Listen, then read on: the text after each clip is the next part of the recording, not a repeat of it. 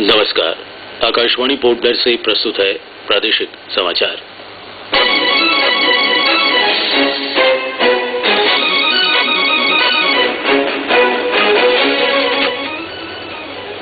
नेपाल के भूकंप प्रभावित जिलों में बचाव और राहत अभियान का पहला चरण पूरा, सभी देशों को वापस जाने को कहा गया। उपराज्यपाल ने द्वीप समूह के विकास को नई गति देने की जरूरत पर बल दिया। द्वीप समूह में अब राज्य सहकारी बैंक के खाताधारकों को भी पहल योजना का लाभ।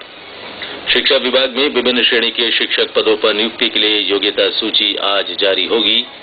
और चेन्नई से आ रहे जहाज MV स्वराजदीप के आज सुबह 9 बजे तक पोर्ट ब्लेयर पहुंचने की संभावना।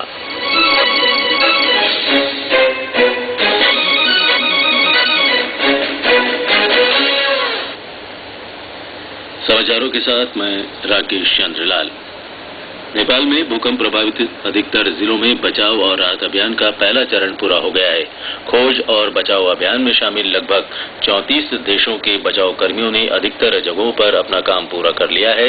विभिन्न देशों से आए बचाव कर्मी नेपाल छोड़ रहे हैं और पोलैंड, नीदरलैंड, तुर्की, जर्मनी, फ्रांस और ब्रिटेन से आए कुछ राहत तथा बचाव कर्मी नेपाल छोड़ भी चुके हैं। प्राप्त जानकारी के अनुसार भारत के राष्ट्रीय आपदा मोचन बल के लगभग 750 बचाव कर्मियों ने भक्तपुर, ललितपुर और काठमांडू सहित काठमांडू घाटी के सभी तीनों जिलों में खोज और बचाव का काम पूरा कर लिया है। उन्होंने लगभग 2000 घायलों का इलाज करने के बाद अपने चिकित्सा शिविर हटा लिए हैं। NDRF ने अपने अभियान के दौरान मलबे से 11 घायलों और 132 शव निकाले। मलबे से लगभग 15 लोगों को जीवित निकाला गया है, जिनमें से NDRF ने 11 लोगों को निकाला है। इस बीच मृतकों की संख्या 7256 पहुंच गई है, जबकि 14267 लोग घायल हुए हैं। इस बीच गृह राज्य मंत्री किरण रिजिजू ने बताया कि नेपाल सरकार ने भारत से अपना काम बंद करने को कहा है, ताकि पुनर्निर्माण और पुनर्वास के काम शुरू किए जा सके। उन्होंने कहा कि इसे दूसरे अर्थों में नहीं लिया जाना चाहिए। उधर नेपाल ने भारत से स्पष्ट किया है कि विदेशी बचाव कर्मियों को नेपाल छोड़ने का निर्णय केवल उसके लिए नहीं है, बल्कि नेपाल में मौजूद अन्य 33 देशों के लिए भी है। उपराज्यपाल लेफ्टिनेंट जनरल AK सिंह ने कहा है कि केंद्र की मौजूदा सरकार लोगों की समस्याओं के तत्काल समाधान और लंबी अवधि के मुद्दों को ध्यान में रखकर कार्य कर रही है। वे कल पोर्ट ब्लेयर के मेगापोर्ट रिसोर्ट में विकास योजना से संबद्ध विशेषज्ञ समूह समिति की बैठक को संबोधित कर रहे थे। उन्होंने कहा कि आज राष्ट्र तेजी से प्रगति और विकास के मार्ग पर आगे बढ़ रहा है। ऐसे में द्वीप समूह को भी विशेष तैयारी करनी है।